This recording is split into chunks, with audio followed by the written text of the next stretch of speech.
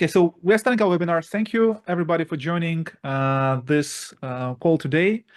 Today we'll talk about the information threats in the energy sector, trends, reality, and remedies. So previous webinars that we did was kind of a bit more broad, but right now we want to focus on one specific niche that is extremely important nowadays, because energy sector, it's a business by itself, but it's exposed to quite a lot of types of threats, like informational one, cyber one, and so on. And I would like to talk with a few experts today that could bring us some light on these threats, how to address them, what kind of trends we see in the energy sector right now in a heavily reshaped the process of a heavily reshaping of the world.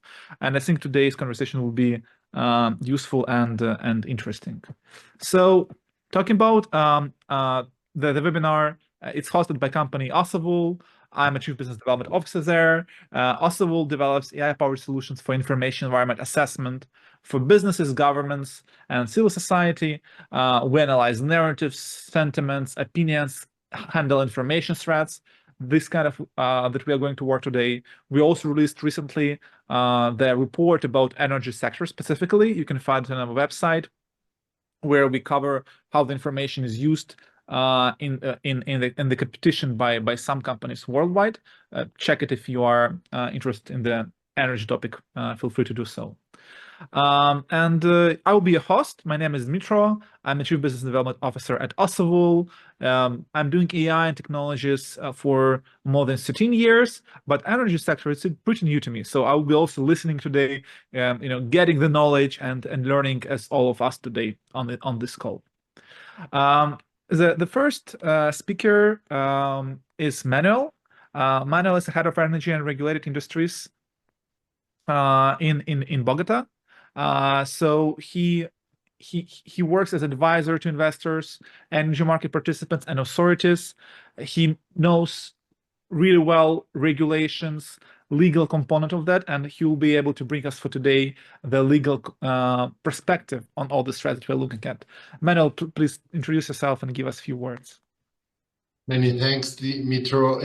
Actually, my background, I'm a lawyer with expertise in regulation and advise companies from the renewable energy segment, particularly in everything related to utilities regulation, policy, contract drafting and negotiation, permitting, and strategic litigation. My expertise comes particularly in the advice of the private sector, but we also have worked with the local government in some kind of in the issuance of a specific regulation. Thank you very much. Thank you, Manuel. I think your legal perspective will be extremely useful today. The next speaker is Thomas. Thomas leads communications in a Prairie Island nuclear generation station in Minnesota. He has a huge experience in communications. He works in the field, and he's a practitioner who can help us to uncover today some insights and highlight some best practices, how the energy company can handle the threats itself internally. Thomas, please, the floor is yours. Yes. Well, thank you so much. I'm honored to be part of this group and part of the webinar today. And wanted to just, my experience is mostly in internal communications across a number of different sectors. Nuclear energy is the most recent, but I've been in healthcare as well as the public sector, local government specifically here in the United States, in Minnesota and Arizona. And I just love working with energy companies because we actually impact everyone's life that you can think of, whether you have a business or a residence. Electricity and energy is something that everyone uses, and we have an impact on everyone's life and hopefully making energy work better for everyone involved. So good to be here. Thank you for finding time to join us today, Tom. Thank you. And Balint.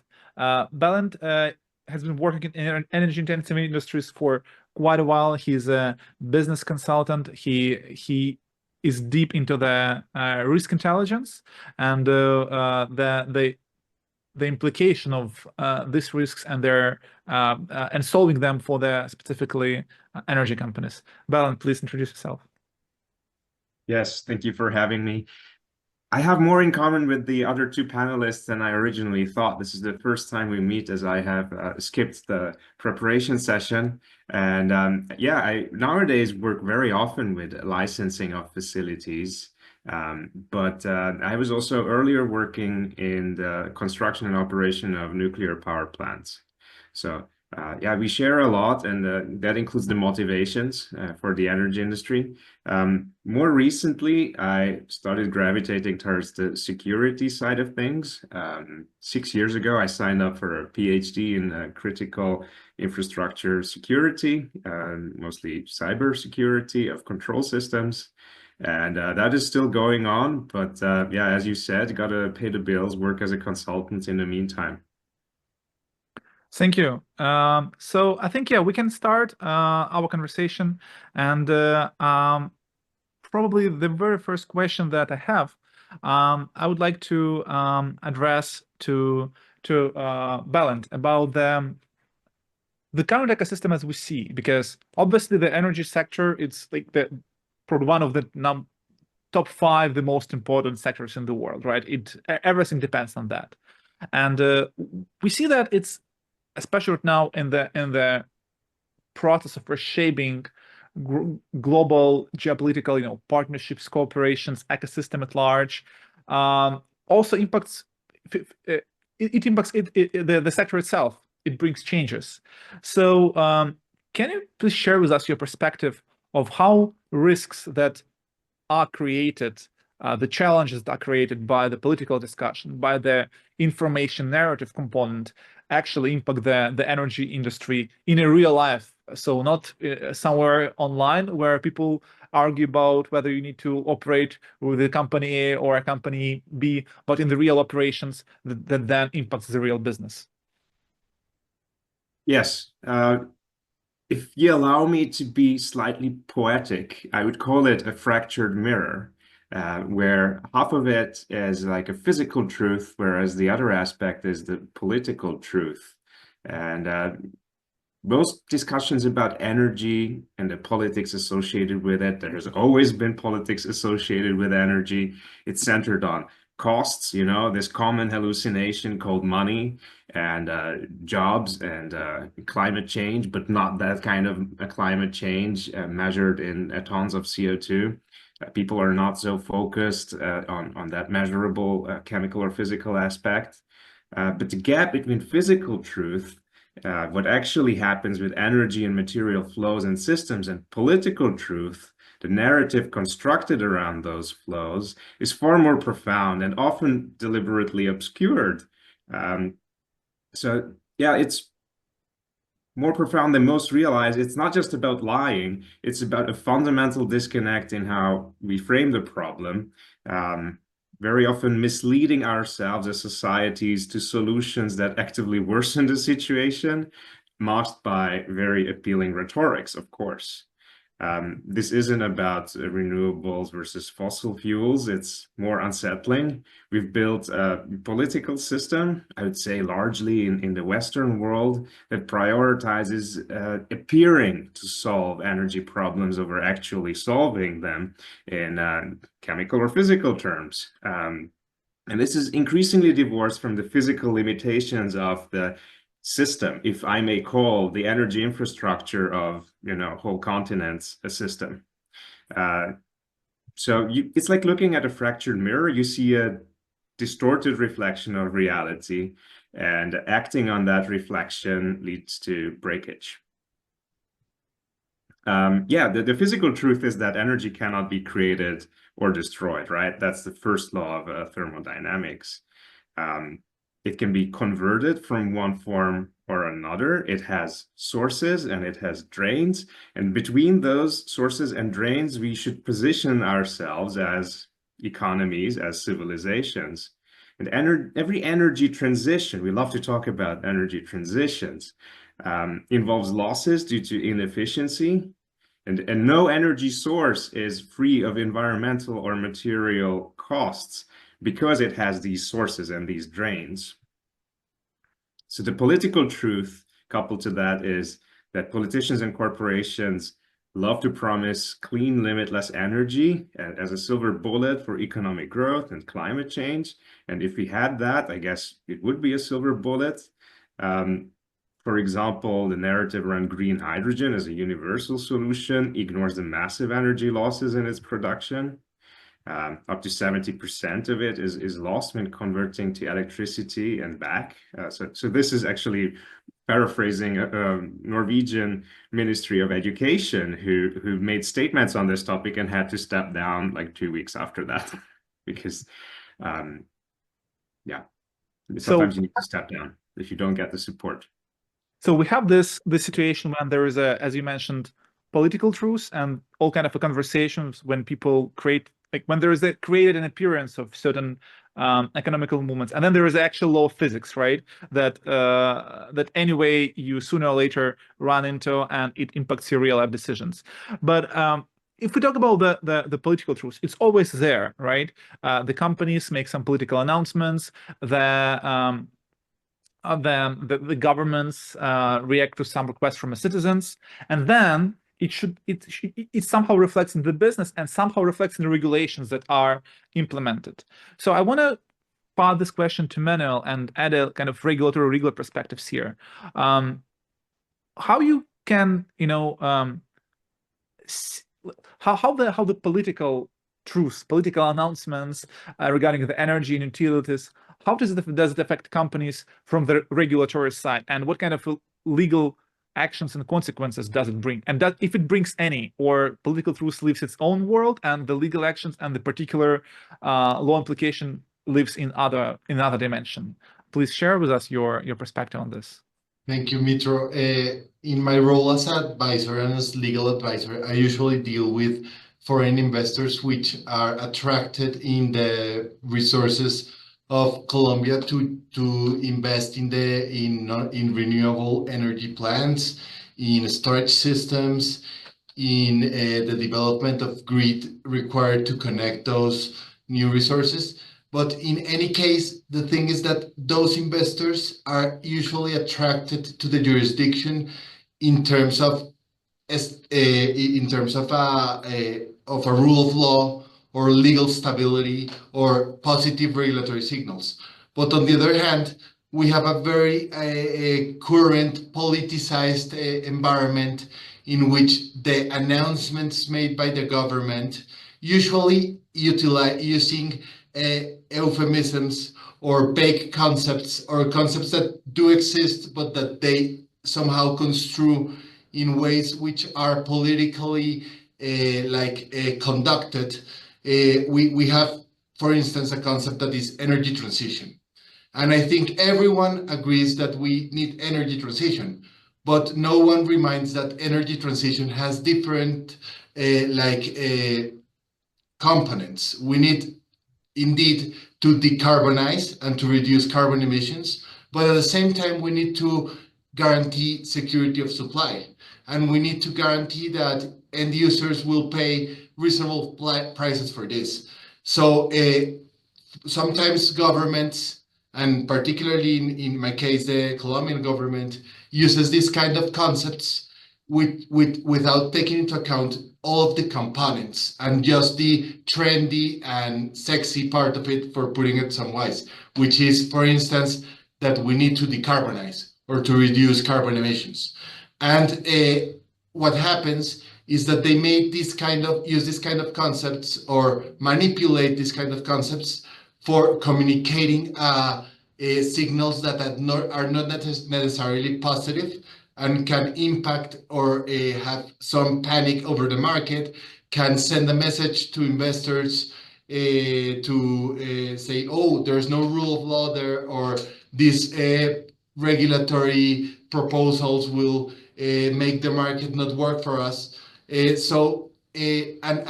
this has been increasing in the context of media and social networks such as Twitter or X today, where governments send very strong signals saying, for instance, when they don't agree with the regulator, oh, the energy fees or tariffs that end users pay are illegal or are unfair.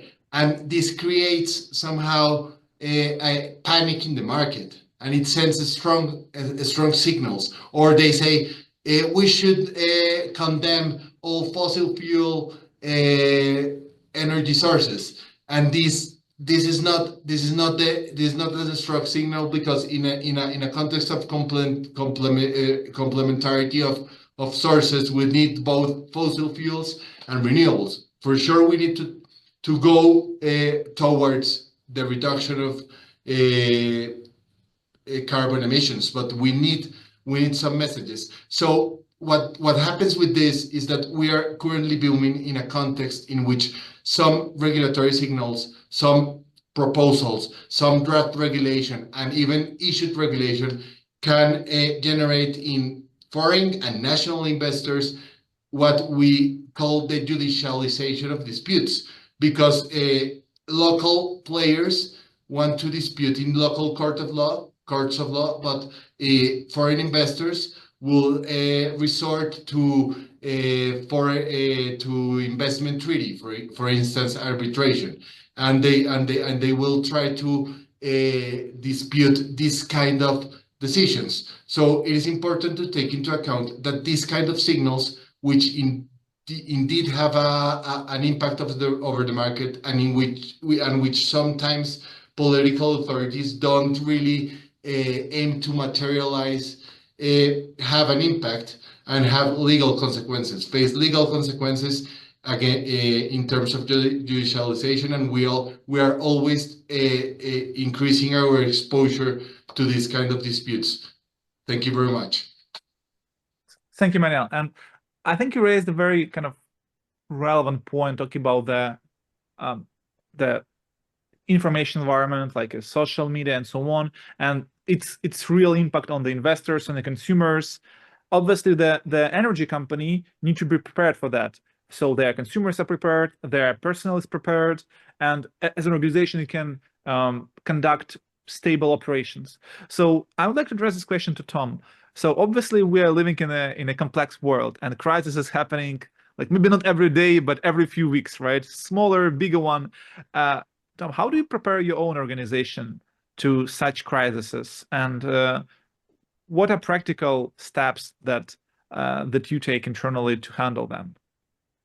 Well, definitely a good question. And I think just dovetailing on what the others have said, that, we are in an unstable environment across the world, not just here in North America, but across Europe and South America and Africa, Asia, etc. So any organization, I think, really needs it's essential that we train for worst case scenario. So if it's in the energy sector, if that's a electrical company that produces nuclear energy, obviously there are some issues that happen there, but it's also beyond nuclear as well. And so you're dealing with natural gas, you're dealing with wind power.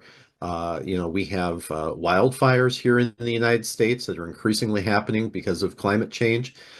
We have to agree to know that there's things out there that we cannot prevent, and be prepared for those things. So as far as getting our internal communications ready for our employees, we want to make sure that we have both the internal and the external client out there have faith that we know what we're doing. And in a scenario in which we have a wildfire, or we have an incident at one of our coal plants, for example, or something like this, something that was unforeseen, we want to make sure that we've practiced for that. So that could be anything from having a kind of a mock drill where certain employees in the organization are involved in a place where they go to. I've been part of this in energy sector for 30 years now, where we go to a specific location and we'll have mock press releases and mock drills of, we'll get a release in, we'll have a press conference, for example, to try to get things figured out. Okay, if this happens, what are we going to tell the news media? What are we going to tell our employees?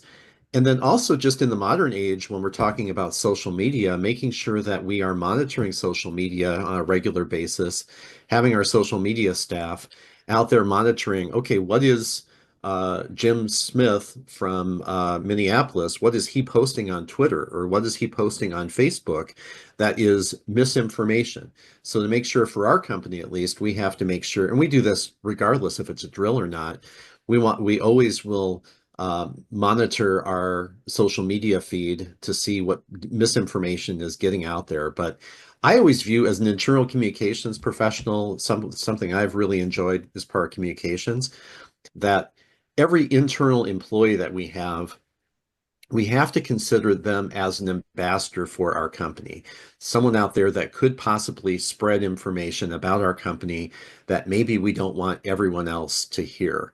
So anything that you share with your employees is definitely, you have to make sure that has been vetted, has been reviewed, and is something where you're not giving away proprietary information to someone. But also that goes to public relations. So if you're at the backyard barbecue with your family and your friends and you have neighbors over, they know you work for the energy company, they're going to start asking you questions. So we have to make sure that our employees are adequately prepared to answer those questions, or at least know where to direct the friend or the family for that information. So it's very complex. It's not as easy as just having a drill and saying, okay, we're good now.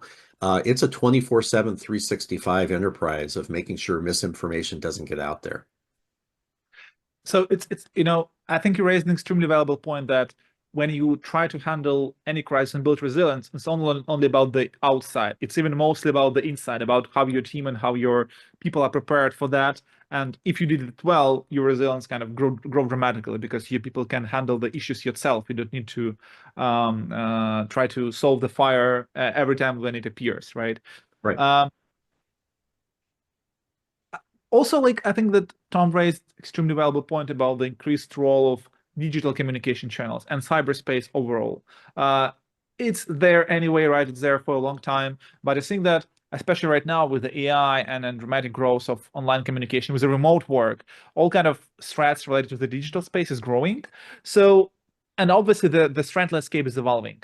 So I'd like to ask a question to Balint about the kind of the evolution of the threat landscape. What kind of new emerging threats, innovations, threats you see, and what kind of security mechanisms from your perspective the energy organizations should build to address the new type of threats that are evolving? Yes. So I'll go way back to create some context for that. There is a mismatch of timescales between the physical aspect of the energy infrastructure and like the electoral cycle, for example. So pipeline lasts 50 years and electoral cycle lasts 4 years. But also our culture is changing so quickly, and together with that, our internet culture and our cyber environment, that the energy facilities have trouble keeping up. So one of the ways I like to frame the postmodern culture we live in is by a term borrowed from Hans-Georg Müller. He's a professor of YouTube fame, and he advertises profilicity. So we all have our profiles in these digital spaces, and the digital spaces are transformed into battlegrounds where intent and identity are increasingly obscured. This would be possible in a non-cyber environment, like a manager just telling an employee to do something that they would never do on their own. But it's possible at scale on the internet. And then we are facing the paradox of attribution. Even in these cyber spaces, the deeper organizations and even states dig into intent and identity, the more they risk becoming the surveillance giants they sought to evade. And I think the solution lies in asymmetric transparency. So we have to force the attackers to burn resources, to stay anonymous, while empowering legitimate users with privacy-preserving tools. So traditional attribution methods are failing very often in economic terms, actually. Yeah, you just can't keep on analyzing all the traces. But Yeah, I'll try to give you some keywords. Behavioral biometrics reveal subconscious user signatures, exposing threats in micro interactions like typing speeds. Graph theory maps, they can identify the ecosystem out of which a threat actor is acting, even if you can't pinpoint who the threat actor is as a person with a civilian name. So that's shifting the focus from individuals to enabling systems. Synthetic honeypots unmask intent through AI-driven deception. So you deceive the deceivers, turning anonymity against themselves. And yes, all we have is time, right? So we have to collect temporal fingerprints to exploit time as a universal constraint, and linking anonymous actions or false flag actions to real world patterns. AI artifact forensics, obviously, it's a big hype. I think that it's under discussed how these strategies exploit the interplay between human behavior, technology, and time. So these are dimensions that technology and cultural change and political change cannot fully erase. For example, the physical truth of time zones and behavioral habits challenges whatever postmodern promise of total anonymity. The physical truth of interconnectedness through networks clashes with political siloing or polarization of threat attribution. Oh, it's surely those guys who did that. So to succeed, organizations must embrace interdisciplinary approaches, and I would like to see more human and organizational factors in there, and more connectedness, even graph theory. So we can illuminate hidden patterns, and yes, the most powerful attribution tool isn't a database. It's raising the cost of deception. Make lying harder than truth-telling, and the shadows will retreat. Thank you, Balint. Thank you for the highlighting of this emerging threats and approaches to solve this. I want to transfer this to very practical space with a question to Tom. So Balint talked about like quite a few threats and emerging threat types, and often they're concentrated on their employees, right? So on inside the organization. So can you share more about like maybe the latest innovations that you bring on the table in terms of like preparation of a people to the upcoming AI age, to the upcoming and changing threat landscape, and how do you try to prepare your own people for new threats that are coming, and new issues that are appearing, and when it's changing so fast, right? When every new week we have something new, how do you handle with such a pace? Absolutely. I think Balint said exactly right, that there's so many new threats out there, so many changes in our environment politically and just through technology, that we are constantly under threat from all sides, and that could be internal actors here in, for example, in the United States, or international actors that are out there. This is their job, is to try to find access into companies, into organizations in the energy sector, whether that's our grid or in a plant, for example, to try to do harm to either the company or our organization or our customers. So there's a number of threats out there, so we have to be hyper vigilant about it. So one of the ways they do this is phishing, obviously, through emails.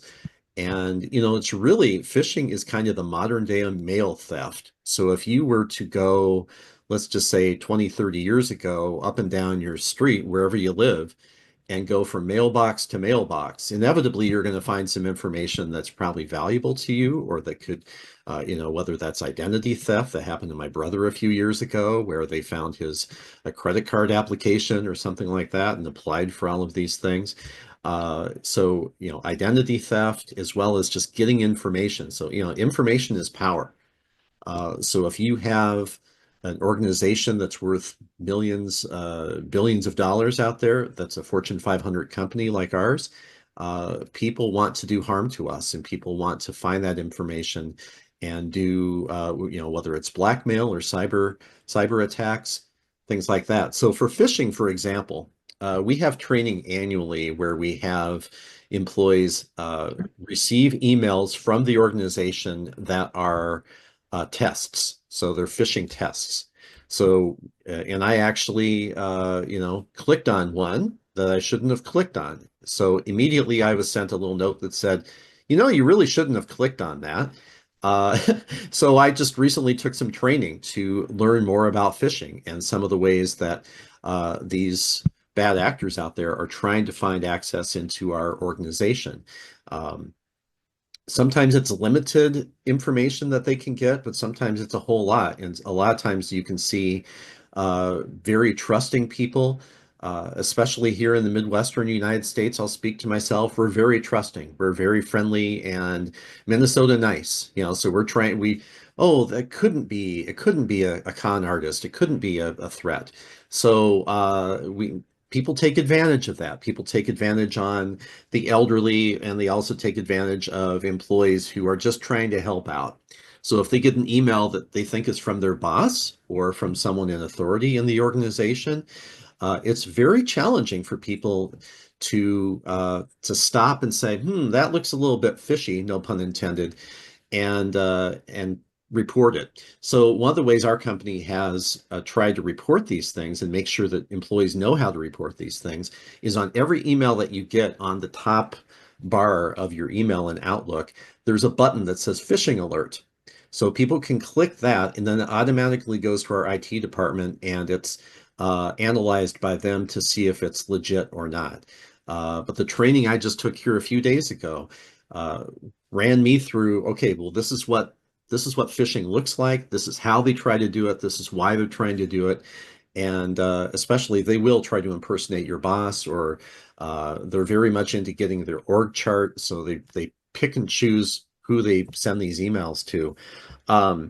Another organization I worked for in healthcare, famously, and this was on national news here in the US, a contractor that they had used for billing all of their clients, so hundreds of thousands of people. He went to, let's just say McDonald's, I forget where it was, a fast food restaurant here in the States. And he left his computer, which had tons of information, private information about all of the healthcare company's clients on it. And someone, whoever it was, went in the back seat of his car, rental car, and stole the computer, stole the laptop. So this is something that had huge impacts on the organization. We had to make sure that our clients were, whether it was identity theft or information about personal health issues and things like that, payment information, all of those things. So it was a huge thing. So it's just information is power. So if you have a laptop, whether it's a computer in your office on the 12th floor of a building, or it's a laptop in your home or in your car, making sure that you safeguard those things. So, a laptop especially it's a door into your organization, and making sure those doors are closed and locked solid is just kind of our problem, or our issue that we're trying to get across to employees. But again, people are trusting, people want to do the right thing, they want to be helpful, but we just have to make sure that people are hyper vigilant about those things. Yeah, thank you, Tom, for highlighting this. And I think that your input about the preparation of people kind of very much shows us how the organization can do this. But there is one more component in this kind of ecosystem, right? So we have consumers, we have the energy companies, we have its employees, but we also have regulators and legal part that is evolving. So I would like to address this question to Manuel about the management of information and how the authorities and consumers, how their relationship evolve in the context of the information, and what kind of changes and trends do you see from the regulatory perspective on that? Thank you very much, Mitro. What I will say is first, you have to take into consideration that energy as such in a legal regime is an utility. So actually the provision of energy is a utility that end users have the right to demand from providers. And as such, providers in some of the activities that are supplementary to the provision of the utility, the provision of energy as such, are in the context of market and are subject to competitive pressures, to regulation issued by the government, to a whole institutional framework. In that context, economic regulation like the intervention of the government in the market through independent regulatory authorities has to take into consideration that information may be sensitive and may be an asset that can enhance or promote competition, or it can even distort competition if not properly handled. So in that context, taking into consideration that some market agents possess or own sensitive information such as prices, strategies, financial information like financial statements, and many other kind of or information that is relevant for their behavior in the market. There has been some regulatory developments in the world. There is a trend in the world, in the European Union, in the States, but in Colombia we have adopted some of that policies and in other Latin American jurisdictions. But usually the way such policies or regulations are issued are not like a proper and like a specific standard, like a command and control standard, like a rule that if there is an infringement of such rule, there will be a proper sanction, like a fine or like some kind of punishment, but like a regulation by principles, which means that it is easier to establish some general principles applicable to market agents, which they should consider and adopt protocols, adopt their own policies in compliance with such principles. And in that context, what usually is being adopted by regulators, and we have some examples of that in Colombia, my jurisdiction, is that actually what we want is market agents to don't share to other market agents or to third parties their own sensitive information, prices, strategies, or any other financial statements or information that can distort competition in the first term.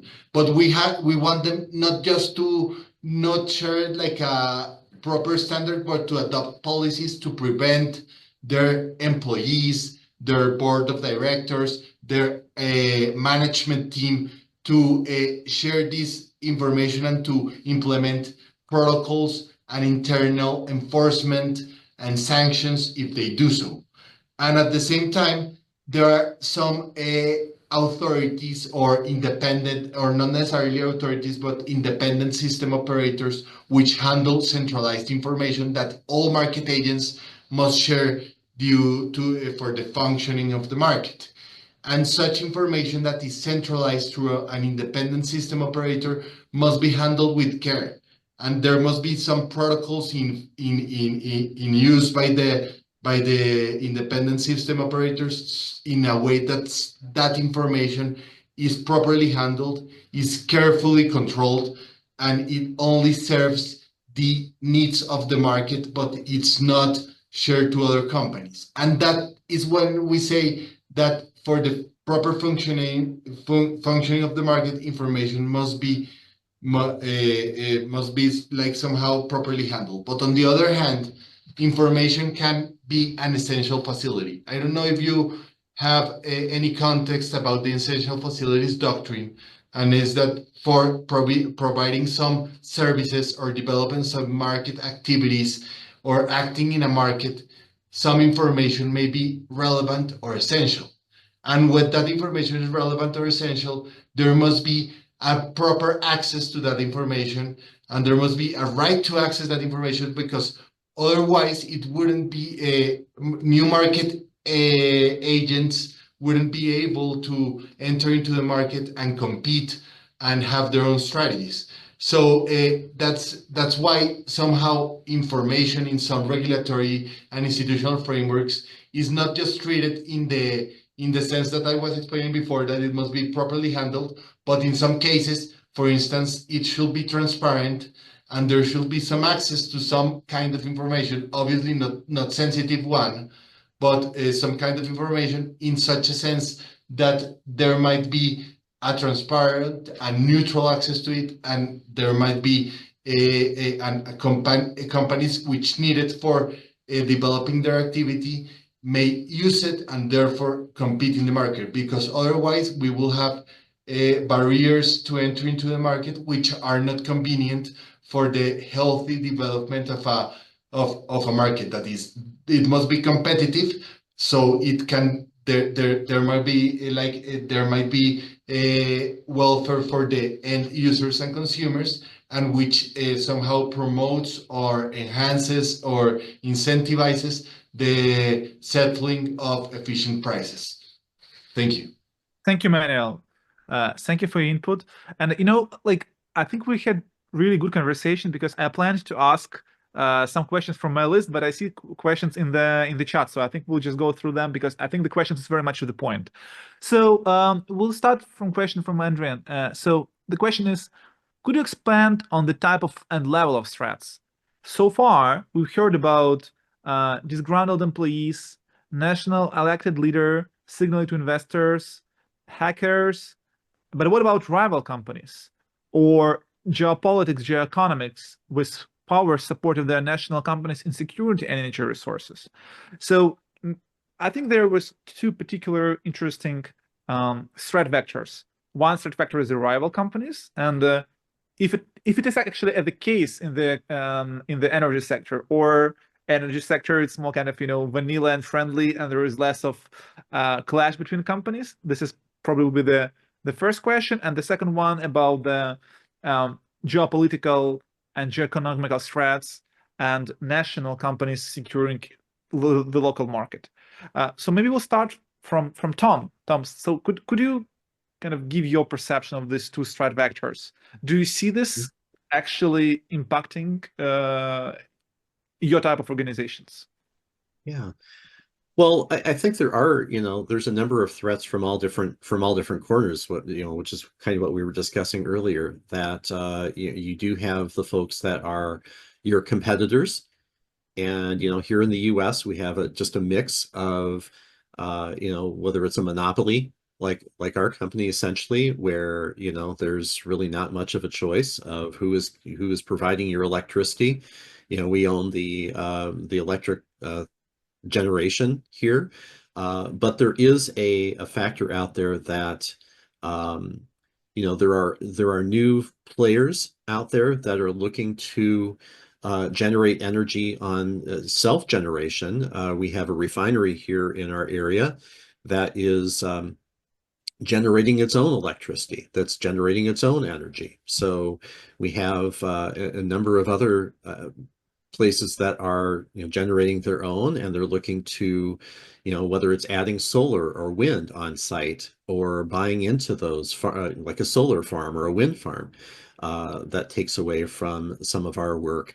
But as far as external and just people that we don't want to get our information, there's always bad actors out there. There's always people that are looking to do us harm and to undermine the grid. Also, just the information of finding out when there's a plant that is down for a few days or a few hours, making sure that we keep our the folks that are working with our energy markets, that are out there on buying and selling power, that they are being kept separate from the a lot of the inner workings of the company. So there's not any sort of insider trading going on. So like, I guess what we were saying earlier is that it's just information is power, making sure that the right people are having the information that they need to have and not leaking anything out there. But yeah, there's definitely threats out there to our company and to the energy sector at large. Thank you, Tom. I saw that Balint already started asking this question in the chat. So if you can maybe voice over your answer and also elaborate more on that, it will be great. Yeah. So security has always been a competitive sport, at the risk of being Captain Obvious here. So the best security mechanisms are those that are better than your adversaries, and that is changing every year at least. So you should do yearly reports on basically all of these categories that Adrian Valentin was asking about. What about your competitors? Would you assume that your competitors would go and be a threat to you in an illegal way through cyber? Or would you assume that they would do lobbying and run an elaborate governmental affairs program in order to amplify voices that say not in my backyard, for example, until you actually get a no from a licensing authority? Is that still part of your threat profile and your idea of security, right? Security is an abstraction, and it means without concern in the original Latin. So even though it is legal, it can be part of your concern. It can be part of your idea of security. That's maybe what I wanted to add to that particular threat modeling question. And yes, it makes sense to do very detailed threat modeling, even at the individual level, you know? Although that's also kind of synonymous with paranoia, you know, who wants to hurt me? Somewhere it has to stop. That's also, you know, limiting the threat modeling activities. Yeah. Thank you for covering this, and maybe I will also address this question about the rivals and geopolitics to Manuel. So, as a lawyer, Manuel, did you see any actual serious proceedings when the rivaling companies are kind of have a legal clash and the information in cyberspace is used as an argument in there? Did it depend some in your experience previously in a legal sphere, or it remained in a cyberspace? Actually, yes. Disinformation or information threats, even in the cyberspace or outside of it, may generate or may produce disputes. And disputes, not necessarily judicial ones, but in some cases, like some kind even of investigations promoted or initiated by administrative authorities, which under the competition law regime may indicate or may somehow categorize this kind of behavior, this kind of conducts as anti-competitive and against the way a proper or a well-functioning market should work. And in such cases, there might be even from administrative sanctions and penalties imposed by authorities. But in other cases, they might trigger also judicial disputes by means of which a specific company demands some damages, some claims about damages it has suffered due to the misuse of information or due to the somehow leakage of information, even if it has come from the inside of the company. And for sure, depending, this should be analyzed on a case-by-case basis, because it depends on how the information was properly handled, if it was an employee, if it was a competitor, if it was an authority, if this triggered somehow anti-competitive behavior, if there were some damages that were suffered by the company who was affected by the improper handling of information or by the information leakage. So for sure, that should be the case. Or for instance, if there is some kind, as someone was speaking before, I think it was Valent, but if there was like somehow disinformation made by authorities or rivals or competitors.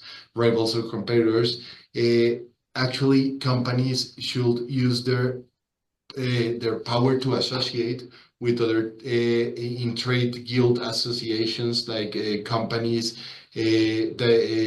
because in my experience as advisor to some trade associations in Colombia, it is more useful to take these actions in company of other competitors which face the same problem in cases of disinformation and communicate why there is some disinformation that just rectifying on a company by company basis, because it will be like just an opposition to do some kind of disinformation or claim or populism. But in case of using the conduct of a trade association, they can be heard, they can have proper strategies and go to somehow consultants, use media networks and everything that is close to their or that can be reached by them.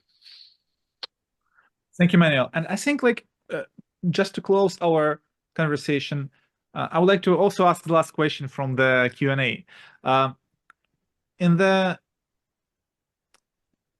I think it was actually very well written. How energy companies do and should preserve or repair trust in their work to prevent opening door for disinformation, all kind of information threats. The question of trust is the crucial one, right? Especially if you are a big organization, especially if you are leading one a monopoly in the region. So how to maintain this trust? And I would like to ask it to each of you as a maybe final remarks. So maybe we will start from Valent. All that I have said about physical truths not only applies to the energy industry, but also information in general and information security in particular. We have to have mechanisms that harness physics, make physics relatable to people who are not so educated in physics, maybe, make it computable and decidable by computers. Make sure the AI knows your point. And the most effective security tools, the ones that ensure trust between parties, are often the ones that navigate a dynamic landscape. So they embrace adaptability, systemic resilience, and move beyond traditional perimeter-based approaches. As an energy company, you can start by getting your data back and some new tools too. So go fast on digitalization, but don't buy into the cloud. So you have complete control over what you know, at least, and then you can tell others what you think they should know too. And that, I think, is a kind of reciprocity that is very fundamental in human psychology, and it inspires trust. Thank you, Valent. Tom, please, your take on the trust issue. Yeah, I think, it just boils down, as Valent mentioned, it's human psychology. It's just, if you want to be trusted, whether that's in a corporate setting or a personal relationship or whatever it is, it's communication. It's accurate communication. It's face-to-face. It's real time, making sure that the person that you're interacting with, whether that is an individual or a community or even a governmental agency out there, has the facts and has the information that they need to make an informed decision about you. Because if you're trying to cover something up, as occasionally happens out there in organizations or government organizations, companies, it'll always get found out. And the information out there is, if you can, you're not entitled to your own facts. Facts are facts. So I always view, as whether as a consultant or as a corporate communications person, I always advocate getting the information out, as much of it as soon as possible, to your employees, to the public, whoever that might be. That's the way back to trust. So much of our society right now is not trusting of organizations or of governments or whoever it might be.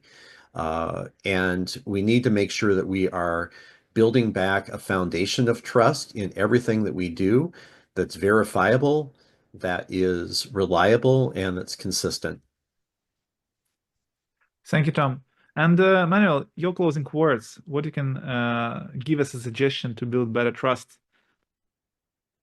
Yes, sure. Actually, I think, well, I speak from my jurisdiction that we have a specific constitutional principle, but even if there is not a constitutional principle in our jurisdiction, I think this is like a general principle of law regarding like a public law in every jurisdiction, and that in relationships between authorities and like companies or individuals, there should be like always a good faith principle, and not just a good faith principles, but the protection of like legitimate expectations. So this is to say that whenever the government somehow surprises companies in what the behavior regulation should be, or whenever some concepts that I think Balint was saying before are somehow have a clear meaning or interpretation, but maybe construed by the government or by others in another kind of narrative, or even in a distorted way or a distorted meaning. I think that those legitimate expectations should be protected in relationships between authorities and market participants, because whenever they are fractured or they are infringed, what happens is that there are legal consequences, and that disputes may arise, and some kind of disputes that may have an impact over the market as a whole, but not just over the market as a whole, but over on the ability of a government or a state to attract foreign investment, or even to enhance to promote national investment. So this is very important. And regarding somehow digitalization, that I think before we were speaking about it, and there was like somehow a question in the Q&A from one of the assistants regarding digitalization. I think that digitalization may make the market more transparent, and may market agents and end users take more informed decisions, and have expectations in the proper functioning of the proper provision of the utility, the proper functioning of the market, and the implementation of policies or regulations that are essential for the results of energy transition, of energy policy, of objectives such as security of supply, decarbonization, decentralization, efficient utility provisions. So I think it is essential to take into account that digitalization must be important. I think maybe in Europe or in the States, this is not like as important as in Colombia, because we are an emergent economy, and you're already in the context of more development and more mature markets. But in Colombia, we an emergent economies, and some Latin American jurisdictions, we need more digitalization to have a more transparent and efficient market. Thank you guys for this conversation. It was really interesting and really insightful. Thank you for all the attendees for joining us. The conversation will be recorded and shared with everybody. So have a nice day, and really appreciate your time. Thank you for joining. Bye-bye. Thank you very much. Thank you. Bye.